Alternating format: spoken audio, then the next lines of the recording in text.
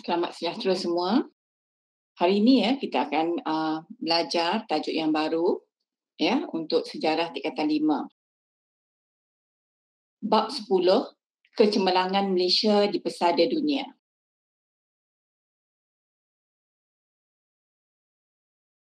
Kecemerlangan Malaysia di pesada dunia. Okey, apakah intipati pembelajaran yang akan kita belajar dalam bab ini? Okey, pertama, nombor 1, Malaysia dalam isu global kontemporari. Yang kedua, peranan Malaysia dalam hubungan ekonomi antarabangsa. Yang ketiga, penglibatan rakyat dalam isu kemanusiaan dan keamanan. Yang keempat, usaha mengekalkan kelestarian global. Dan yang kelima, wawasan Malaysia menuju masa hadapan. Ini adalah 5 perkara yang perlu kamu ketahui di akhir bab 10 ini. Okey, kita akan lihat 10.1 Malaysia dalam isu global kontemporari. Okey, pada akhir pembelajaran, murid akan dapat memerihalkan pelibatan Malaysia dalam isu-isu global kontemporari. Okey, 10.1 pengenalan. Okey, saya harap kamu semua sudah bersedia. Okey, kita akan lihat satu, Malaysia tidak terkecuali daripada menghadapi pelbagai perkembangan yang berlaku pada peringkat antarabangsa. Sebagai sebuah negara yang mengamalkan sikap terbuka, isu pada peringkat global sama ada isu ekonomi, sosial maupun politik turut mempengaruhi perkembangan negara kita. Yang kedua, sikap dan pandangan Malaysia tentang isu tersebut turut disuarakan dalam pelbagai pertubuhan antarabangsa. Dalam keadaan ini, kemampuan Malaysia menangani pelbagai isu dengan baik tanpa sebarang konflik menunjukkan kebijaksanaan pemimpin negara kita. Kita harus berbangga dengan itu. Yang ketiga, kita lihat isu global ini termasuklah isu ekonomi dan persempadanan. Kemampuan Malaysia menangani isu ini dengan berkesan membolehkan kedudukan Malaysia dihormati oleh negara lain. Bermaksud kita menyelesaikan sebarang masalah dengan cara diplomasi. Ini saya tekankan di sini. Okey, kemudian yang keempat, kita lihat antara isu global yang dihadapi oleh Malaysia termasuklah penyalahgunaan dadah, pertindihan sempadan, kempen anti minyak sawit, pemerdagangan orang dan penyakit berjangkit. Okey, saya harap kamu faham dan kita akan lihat satu persatu. Okey. Okey, kita akan lihat penyalahgunaan dadah. Isu penyalahgunaan dadah. Penyalahgunaan dadah merupakan isu global yang dihadapi oleh Malaysia. Dalam hal ini, Malaysia antara negara yang mengisytiharkan perang terhadap penyalahgunaan dadah dan menjatuhkan hukuman berat kepada pesalah dadah sehingga kepada hukuman gantung sampai mati di bawah Akta 39 dalam kurungan B, 39B. Okey. Yang kedua, kita lihat kesungguhan Malaysia memerangi bahaya penyalahgunaan dadah disuarakan dalam forum antarabangsa seperti International Drugs Enforcement Conference ataupun IDEC ataupun persidangan penguatkuasaan dadah antarabangsa yang ditubuhkan pada tahun 1983 oleh Amerika Syarikat. Yang ketiga, Malaysia turut mendapatkan kerjasama daripada International Criminal Police Organisation ataupun Interpol. Interpol adalah polis antarabangsa. Dalam usaha memerangi dadah serta bekerjasama dengan negara lain bagi mengubal strategi operasi menangani masalah ini, iaitu masalah dadah. Maksudnya kita bersama-sama dengan badan antarabangsa, bersama-sama dengan polis antarabangsa memberi kerjasama untuk membenteras dadah di seluruh dunia. Kerana masalah dadah ini adalah masalah yang besar bagi dunia. Okey, yang keempat kita lihat kelantangan Malaysia memerangi dadah turut disuarakan dalam forum PBB apabila Tun Dr. Mahathir Mohamad, iaitu Perdana Menteri Malaysia yang keempat, terpilih sebagai ketua jawatankuasa anti dadah antarabangsa pada tahun 1988. Okey, saya harap awak boleh faham dengan penerangan saya. Okey, sekarang ini kita lihat saya sudah sediakan formula ya untuk kamu memahami ya topik ini ya, isu ini ya. Kita lihat sekali lagi peranan Malaysia dalam memerangi dadah di peringkat antarabangsa. Okey. Formula yang saya sediakan, okey kamu lihat sebentar. Okey, formula yang saya sediakan kerjasama forum. Kerjasama forum. Okey, maksudnya ya peranan Malaysia dalam menangani dadah di peringkat antarabangsa, ya kita buat dua perkara iaitu bekerjasama. Kerjasama merujuk kepada bekerjasama. Cuba kamu lihat bekerjasama, ya, bekerjasama, dan forum adalah forum. Kita menganjurkan forum ataupun menyertai forum di peringkat antarabangsa ya untuk menangani masalah dadah. Okey, bekerjasama, kita lihat bekerjasama dengan siapa? Ya, dengan Interpol untuk memerangi dadah. Yang kedua, kita lihat bekerjasama dengan negara lain bagi menyusun strategi ataupun operasi memerangi dadah. Maksudnya polis-polis ya di seluruh dunia saling bekerjasama untuk memerangi dadah. Okey, kemudian yang ketiga kita lihat ya cara Malaysia memerangi dadah di peringkat antarabangsa adalah melalui forum ya, membuat forum antarabangsa seperti persidangan penguatkuasaan dadah antarabangsa ataupun IDEC ya, di mana di Amerika. Dan yang ketiga yang seterusnya ya kita lihat forum juga ya, forum di mana di Pertubuhan Bangsa-Bangsa Bersatu. Ingat tokoh ini Tun Dr. Mahathir Mohamad dilantik ya, Pertubuhan Bangsa-Bangsa Bersatu telah melantik Tun Mahathir Mohamad ya sebagai ketua jawatan kuasa anti dadah ya. Okey, ini adalah formula dia ya, kamu boleh ambil catatan formula dia ya. Formula bagi peranan Malaysia memerangi dadah di peringkat antarabangsa adalah kerjasama forum. Okey. Okey, kemudian kita lihat isu global yang kedua adalah pertindihan sempadan. Okey, pertindihan sempadan. Okey, kita lihat pertama ya, pertama. Malaysia turut terlibat ya dalam isu tuntutan sempadan dan hak milik bertindih dengan negara lain. Ya, maksudnya hak milik bertindih dengan negara lain. Okey.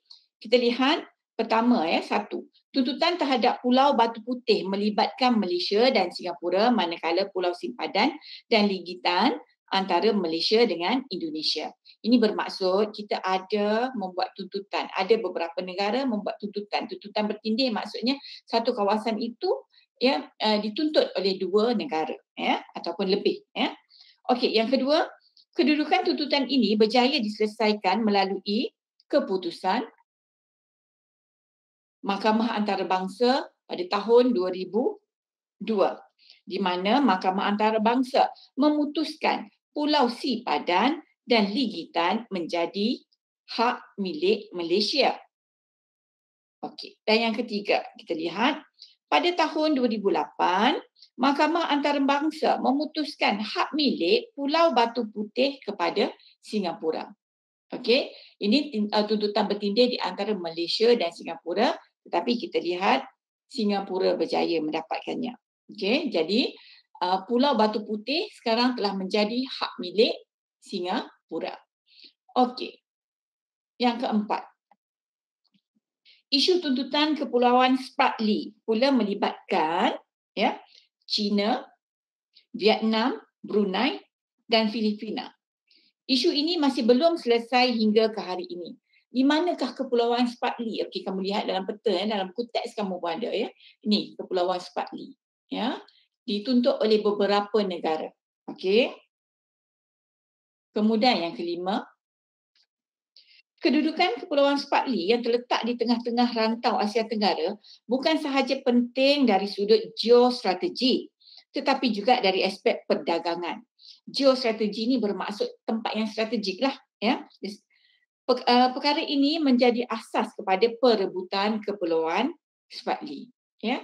Itu sebabnya banyak negara yang menuntut ya Kepulauan Spratly ini ya, Kepulauan Spratly, pulau-pulau yang terdapat di sini banyak negara tuntut ya, termasuk Malaysia. Okey.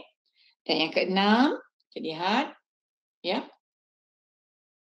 Bagi Malaysia, tuntutan terhadap Kepulauan Spratly bermula pada tahun 1979 apabila memasukkan sebahagian daripada Kepulauan Spratly ke dalam wilayah Malaysia. Kepulauan ini merangkumi pulau kecil Amboina, Terumbu Ubi, Terumbu Sembarang Barat dan layang-layang seperti yang termaktub dalam Akta Zon Ekonomi Eksklusif 1984. Kita mendakwa bahawa pulau-pulau ini menjadi hak milik kita berdasarkan kepada Akta Zon Ekonomi Eksklusif 1984. Okey, bagaimana keputusannya? Belum lagi isu ini belum lagi diselesaikan. Okey, sampai hari ini belum lagi diselesaikan. Okey, dan yang ketujuh kita lihat antara usaha yang dilakukan bagi menyelesaikan isu ini termasuklah membangkitkan isu Spratly dalam forum ASEAN China pada tahun 1995. Kenapa? Kerana kita lihat China, negara China juga menuntut Kepulauan Spratly. Baru-baru ini kita dapati negara China telah mula meletakkan tentera dia di salah satu kepulauan di salah satu pulau di Kepulauan Spratly. Okey. Jadi sekarang kita akan lihat formula untuk isu pertindihan sempadan. Saya sediakan dalam bentuk formula Okey, tuntutan sempadan melibatkan Malaysia. Untuk kamu ingat apakah tuntutan sempadan yang melibatkan Malaysia?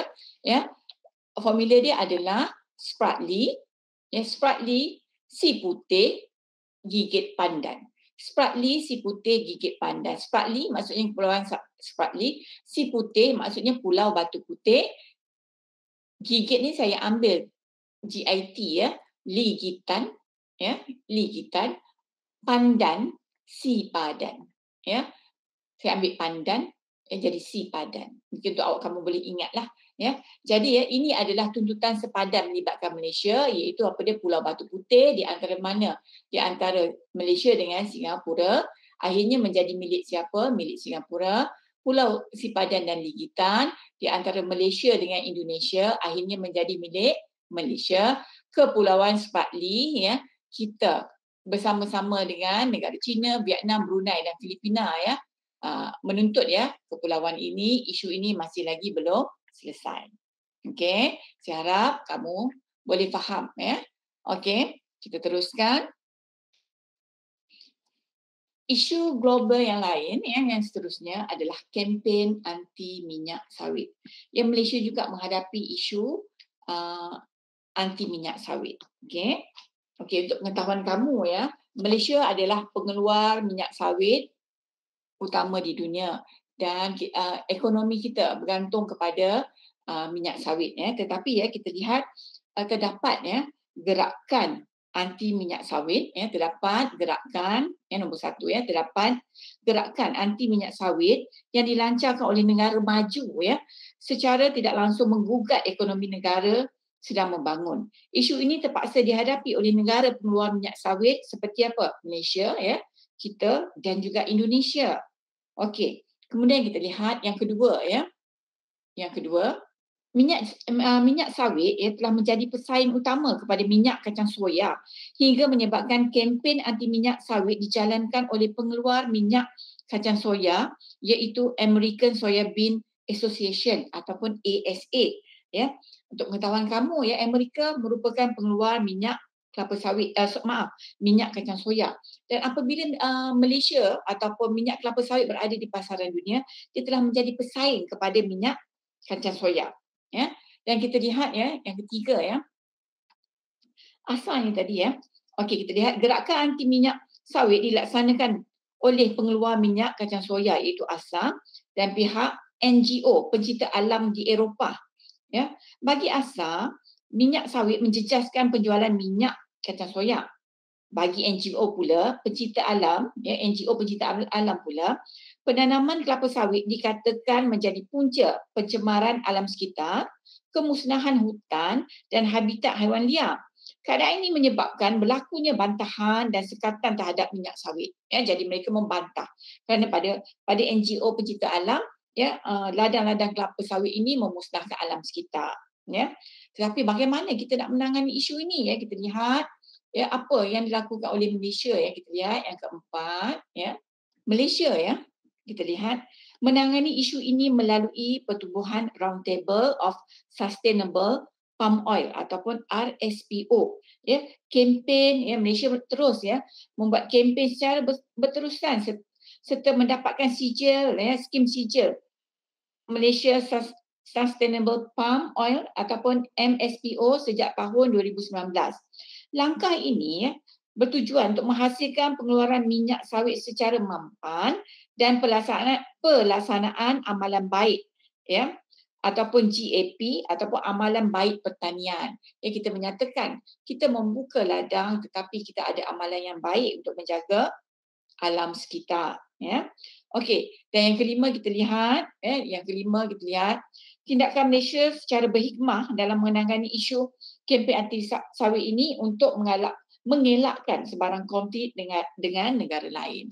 Bermaksud ya, walaupun kita dikecam ya, walaupun kita diboikot ya, okey, tetapi ya kita cuba menyelesaikan masalah ini dengan cara yang berhikmah dan diplomasi ya. Dan akhirnya kita lihat kempen-kempen memburukkan minyak kelapa sawit ini ya semakin berkurangan.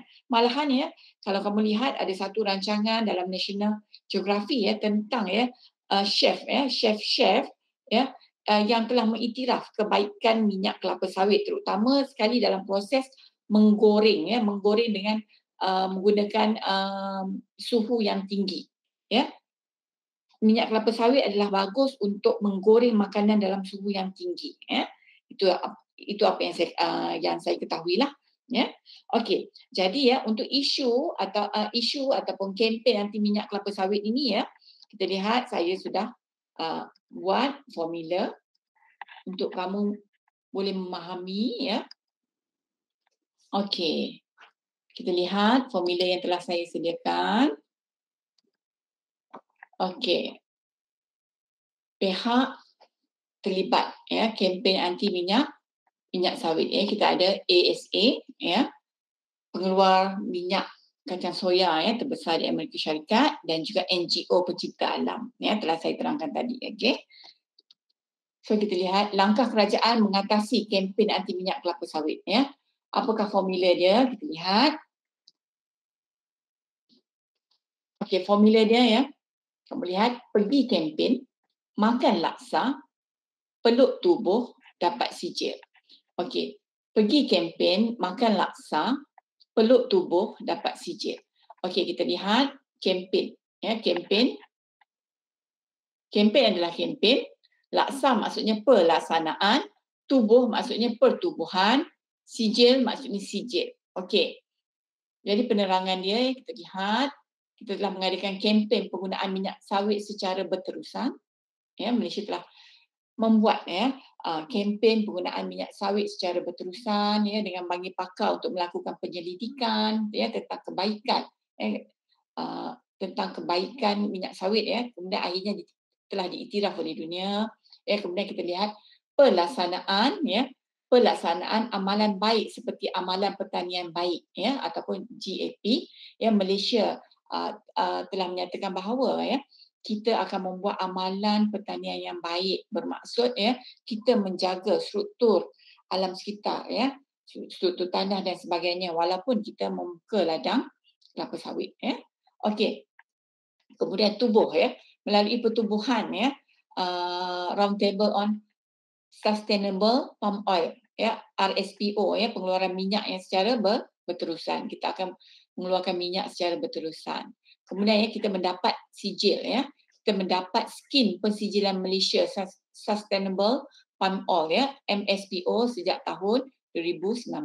Ini adalah langkah-langkah ya kerajaan untuk mengatasi kempen anti minyak kelapa sawit ya. Ingat ya, apa formula dia? Pergi kempen, makan laksa, peluk tubuh, dapat sijil.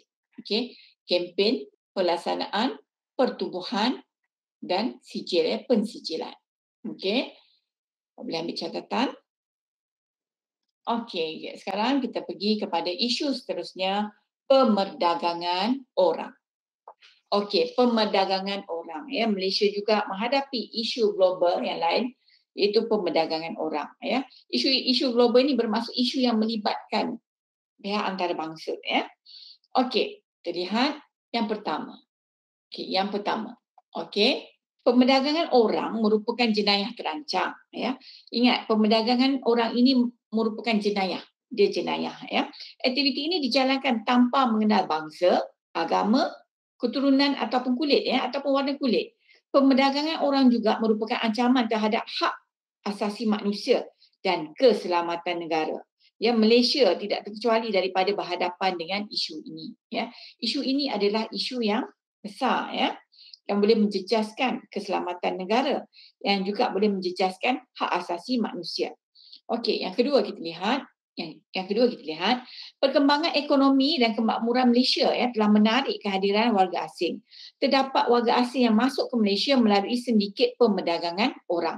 Bermaksud yang masuk secara haram, ya. Sindiket perdagangan orang. Untuk apa? Untuk bekerja, ya, sebagai contoh, ya, bekerja, ya, ataupun untuk melakukan jenayah dan sebagainya, ya. Okey, kerana apa? Kerana Malaysia dianggap sebagai lubuk emas lah, ya, sebab negara yang makmur, ya. Okey, kemudian kita lihat yang ketiga, kedudukan Malaysia yang strategik di Asia Tenggara turut menjadikannya sebagai lokasi transit bagi perdagangan orang ke negara lain. Maksudnya di sini Malaysia, ya, dia tempat dia strategik. Jadi, ya, orang-orang yang nak pergi ke negara-negara lain secara haram ini, ya, mereka jadikan Malaysia ini sebagai transit, ya, transit, ya. Okey. Kemudian yang keempat kita lihat, Malaysia menguatkuasakan undang-undang dan memberikan bantuan kepada mangsa perdagangan orang. Undang-undang dikuatkuasakan menerusi Konvensyen PBB mengenai hak kanak-kanak 1989 dan protokol PBB untuk mencegah, menyekat serta menghukum pesalah perdagangan orang. Okey. Kemudian yang kelima kita lihat pertubuhan Malaysia menubuhkan Council for Anti-Trafficking in Person and Anti-Smuggling of Migrants ataupun MAPO ataupun dalam bahasa Malaysia Majlis Anti Perdagangan Orang dan Anti Penyeludupan Migran pada tahun 2008 dan menguatkuasakan Anti-Trafficking in Person and Anti-Smuggling of Migrant Act, ya, pada 2007 ataupun Aktif-SOM 2007. Dalam bahasa Melayu, Akta Anti Perdagangan Orang dan Anti Penyeludupan Migran 2007. Dan kita lihat, ya, seterusnya, ya, kita lihat Malaysia juga telah mewujudkan pelan tindakan kebangsaan anti perdagangan orang pada tahun 2010 hingga 2015, menjalankan rundingan dengan negara luar, penguatkuasaan, ya, pendakwaan dan juga perlindungan, ya, perlindungan kepada mangsa-mangsa perdagangan orang ini. Okey, kita lihat ni poster, ya. Cuba kamu lihat poster ini menunjukkan bahawa, ya, kita tidak menyebelahi, ya, perdagangan orang, ya. Okey, jadi sekarang, ya, cikgu dah sediakan formula untuk isu anti ataupun isu perdagangan orang. Okey.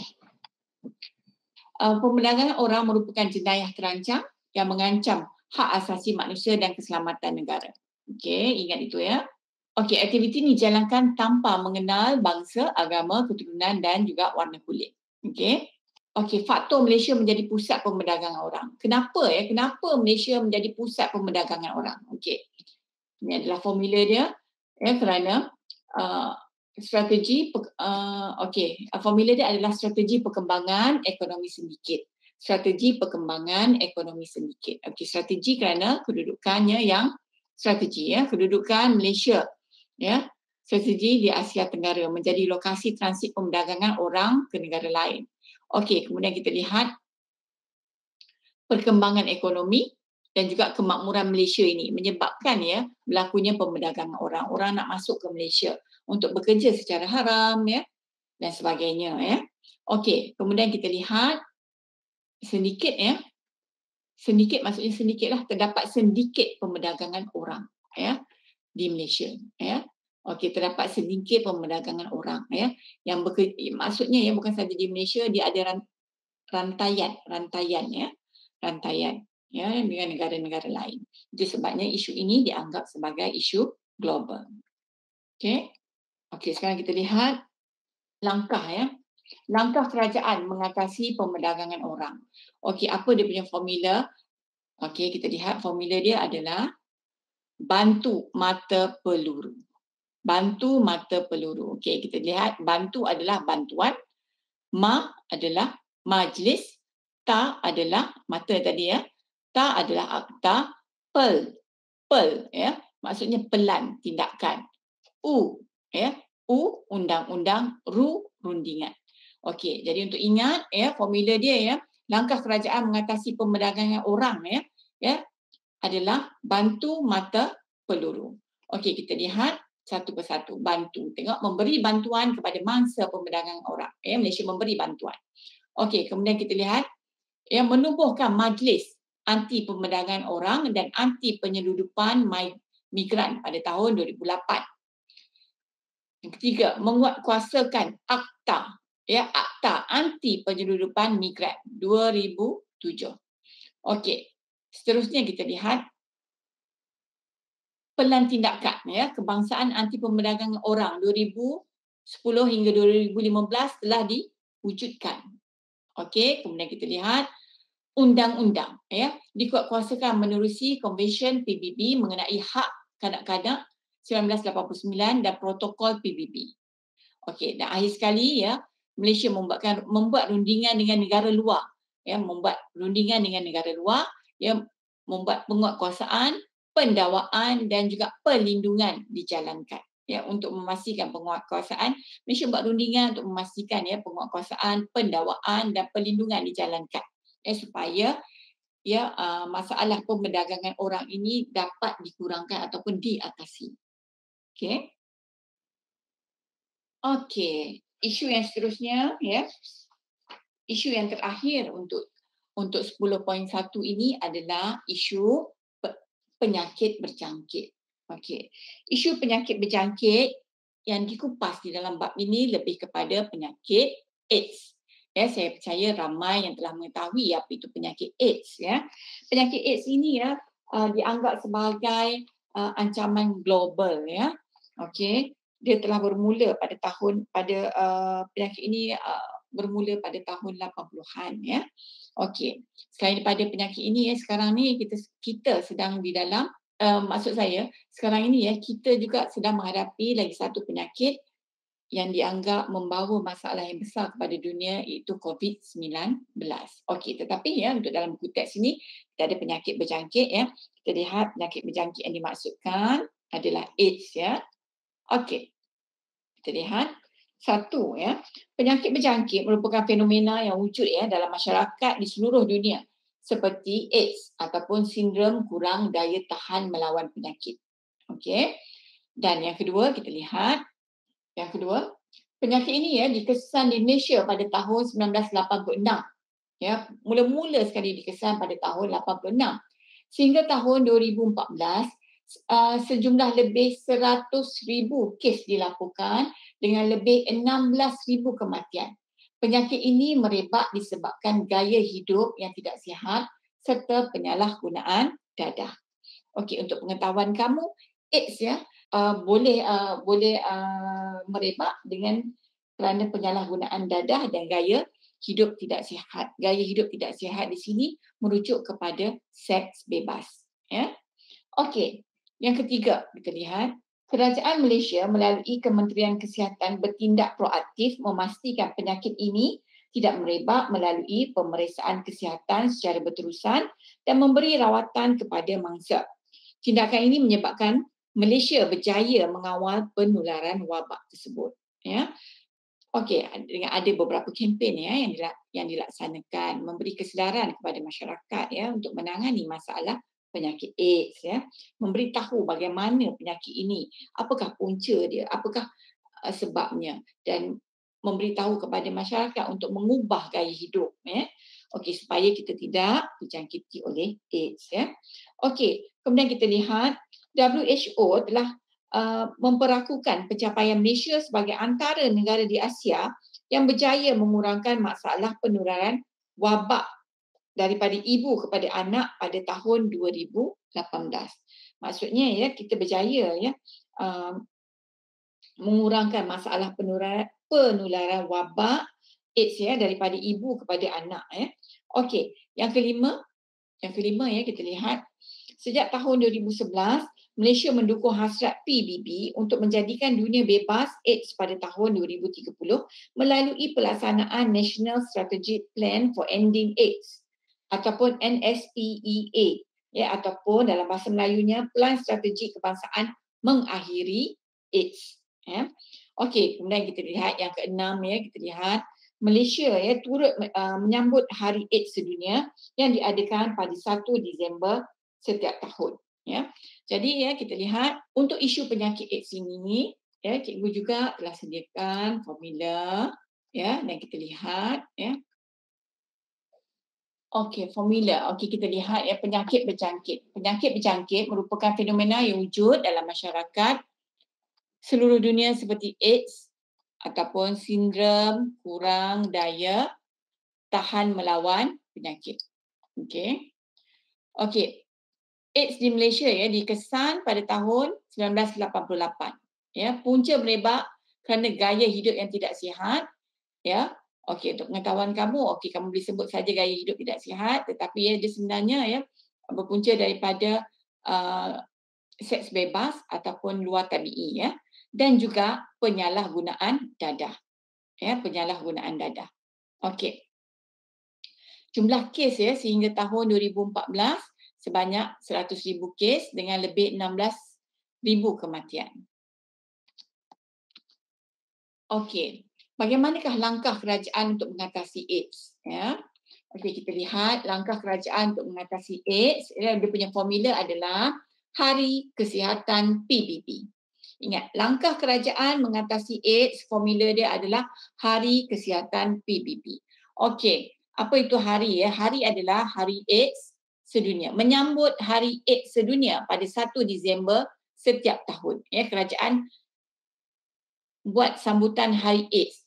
Kenapa ya? Bukan bermaksud ya kerajaan nak meraihkan pesakit AIDS, tetapi ya sebenarnya menyambut Hari AIDS ini adalah untuk memberi kesedaran kepada masyarakat dunia bahawa betapa pentingnya kita menangani masalah penyakit AIDS ini. Ya, betapa bahayanya penyakit ini. Ya, kita kena ada kesedaran bagaimana untuk mengelak supaya penyakit ini terus merebak. Ya.